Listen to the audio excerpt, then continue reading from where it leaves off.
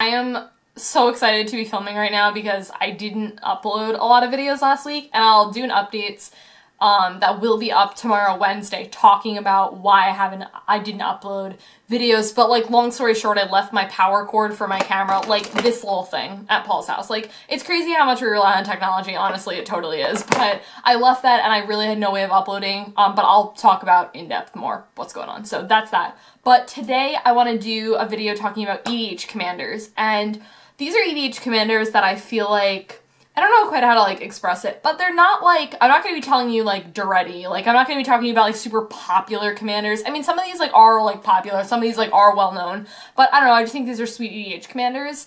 And I feel like, hold up, 1, 2, 3, 4, 5, 6, 7, 8, 9, 10. Okay, there didn't look like there was that many tabs open. I feel like I'm used to having like a million tabs open when I film videos, and I have a lot of cards, so it didn't look like that many tabs. But there are 10 tabs, so there's 10 cards. This is part 4. I've done parts 1 through 3 in the past. I'll link them down below if you want to check them out. But yeah, let's talk about EDH Commanders. I talk about a lot of lady EDH Commanders in this because I draw a lot of inspiration from my ladies EDH deck, which deck pick will be up next week, and I'm super excited to film that. So let's talk. First is Oona, Queen of the Fae. I just did a card focus on her a couple weeks ago. She's fantastic. Honestly, I mean, let's be real here. She's just a bomb. Ugh, I can't even. She's great. So, like, I don't want to talk that much about her, because if you want to learn more about her, just watch my card focus. But, you know, she's, like, a 6-mana 5/5 flyer. I love that she has, like, the dual cast, so you can use either black or blue to cast her. And then, you know, you choose a color and then you exile. Guys, even if you don't, like, get fairy tokens, you get to, like, exile cards from their deck, which is really well if you're doing, like, they're doing any sort of shenanigans where they're manipulating the top of their library and they're like, oh, sweet, you wanted that card? Well, too bad, and then you exile it. But if you do, you know, get cards, you just get 1/1 fairy tokens with flying, which is awesome. She's a huge body. She's incredible. I love Oona.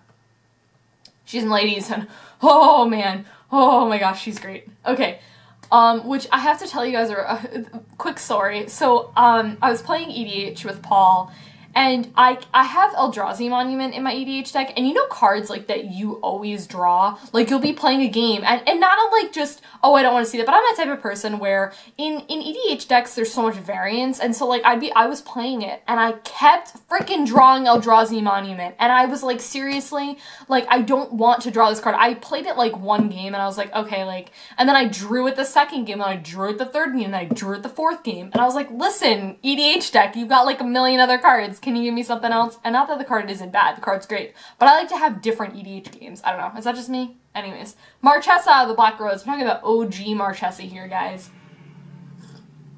I had her in my original ladies build, and I need to pick her up again. I honestly just kind of forgot about Marchesa, but she's incredible. So she's a 4-mana 3/3. She's got Dethrone.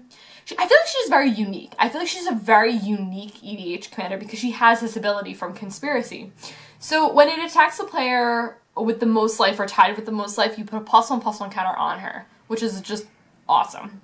And it's like, whenever she attacks, and then all of your other creatures have Dethrone too, so everything's got Dethrone. So whenever you attack, you know, the person with the most life, they get bigger, which is awesome. So not only that, but whatever creature with the +1/+1 you control dies, you return it to the battlefield under your control, so things just don't die.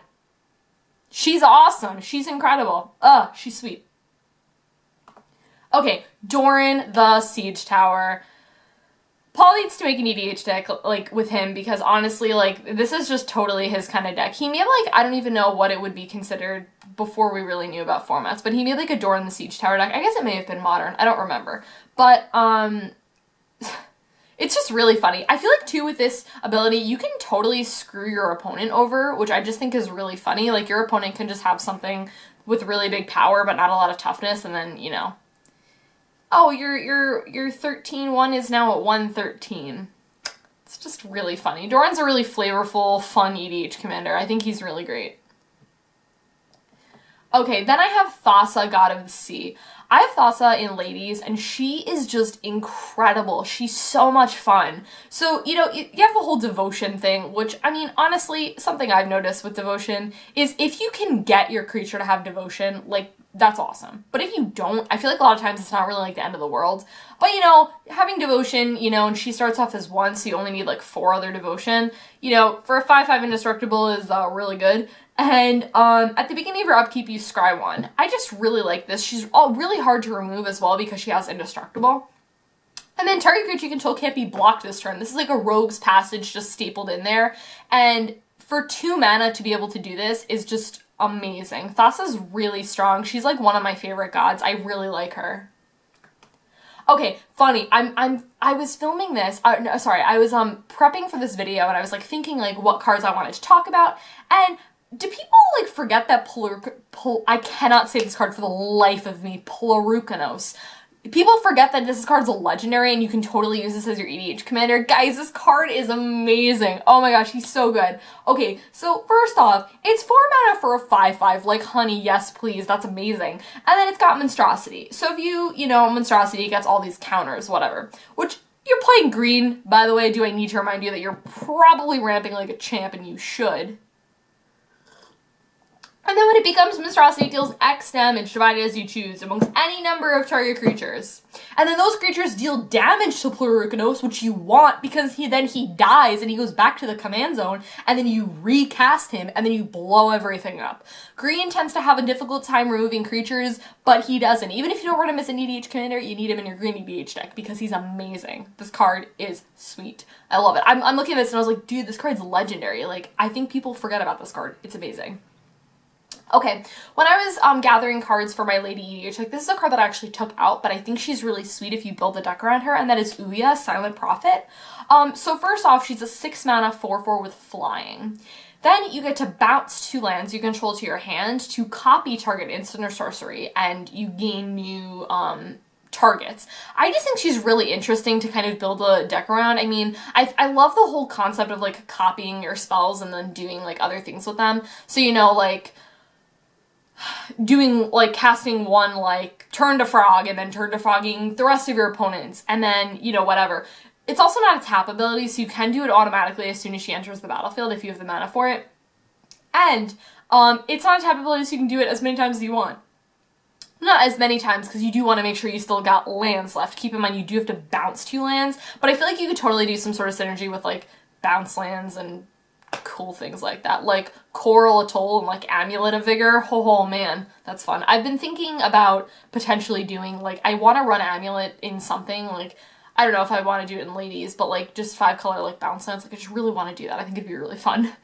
Okay, then we have Prime Speaker Zegana. I love this card. I love this card so much. And funny, she's actually not in ladies, I don't think, because I think she's still in Tajic. I haven't tweaked, like, what I do when I build decks is I kind of focus on that deck and fixing it. So, like, I still have, like, cards I need to fix in Super Friends and Tajic before I, like, get ahead of myself. I actually have been thinking about taking Super Friends apart, which bums me out. I didn't really buy a lot of cards for that deck, to be fair. I did trade for a lot of cards, so it makes me feel a little bit better that I didn't dump, like, $1 million in that deck. But I don't know if I will. It's just one of those decks, like, you play once, not, like, once total, but, like, you'll play a game of EDH, and I'm like, okay, I want to switch decks. And not because I don't like it, but because, like, it can be really rude, and I try not to be massively rude. So, yeah. Anyways, Prime Speaker Zegana. Okay, so she's another commander that, like, if she dies, you're like, I don't even care, because then she ETBs and you get to draw cards off of her, and she gets power based on that. So, like, my friend Dimitri has, like, this super sweet Prime Speaker Zegana deck, and it's like a Dimitri's very, very particular on lore and, like, making things, you know, very lore-based, so it's a very Kraken deck, and I'm like, Dimitri, you should put this in. And he's like, I can't, Tracy, it doesn't go with the lore, and I'm like, alright, whatever. Or, like, not the lore, but, like, the archetype, like, he really wanted to do, like, a, what was I gonna say, like, a sea monsters theme or whatever. It was really sweet. And, I don't know, it was really funny. But, anyways, Prime Speaker was really good. Drawing cards, making her bigger. She's awesome. Playing her with, like, really big dudes. Okay, then we have Melek, Izzet Paragon. And I feel like a lot of people focus on, I don't remember Mizzix. People, like, do Mizzix, but, like, Melek was, like, kind of sort of, like, OG, like, Izzet, like, commander. Like, people had Melek before, and then, you know, Mizzix came along, and then everyone was like, Mizzix, and, you know, whatever. But Melek is, like, super sweet. I think Melek's great. I mean, let's be real here. He's, like, 6 mana, so he's kind of a lot for a 2/4. You play with the top card of your library of fields, and you can cast it if it is a sorcery. But then, when you cast it from your library, you copy it and choose new targets. So like, you know, playing this with like burn spells or whatever, and then burning your opponent and then burning a creature, or vice versa, or just, again, turn to frogging something and then burning it and like whatever.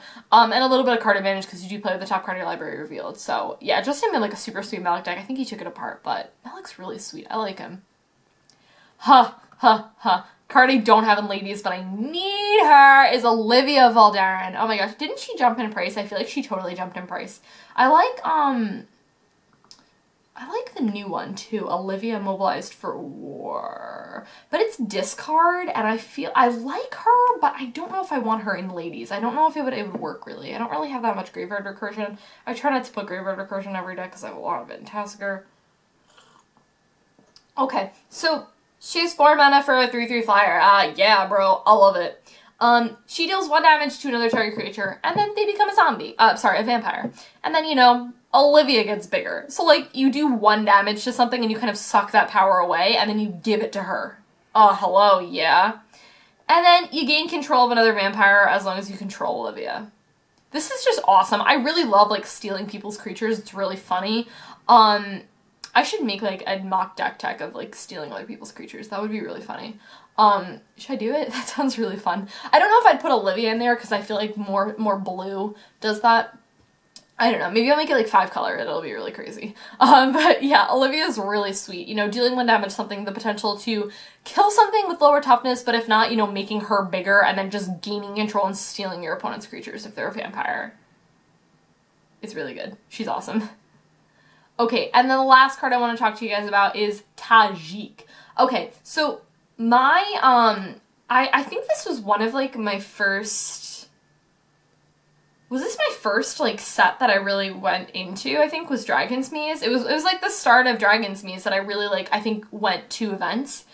And I remember people playing all these really aggressive Boros decks, and I was like, wow, life sucks.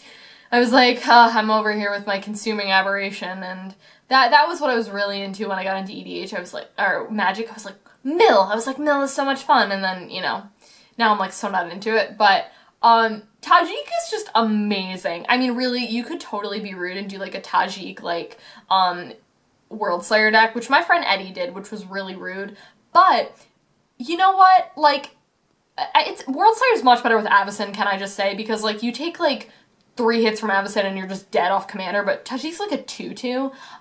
But if he's got Battalion, you know, he kind of just casually becomes like a 7/7 for 4 mana. And he's indestructible. He's stupid. He's awesome. No one talks about him. He's great. Okay, yeah, guys, that was it for talking about fun EDH Commanders, and I will talk to you guys in the next video. Bye!